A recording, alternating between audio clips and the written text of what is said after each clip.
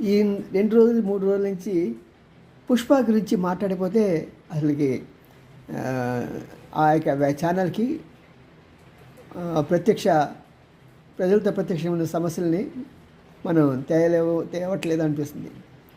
వాస్తవంగా చెప్పుకోవాలంటే ఇవన్నీ కూడా చిలికి పుష్పకే మంచి అడ్వాంటేజ్ అవుతుంది.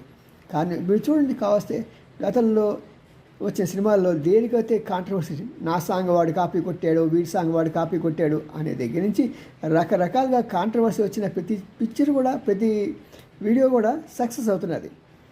ఇదంతా ప్లానింగ్. మరి ప్లానింగ్ అంటే ఈ చనిపోవడం అనేది పాప అన్ఎక్స్పెక్టెడే.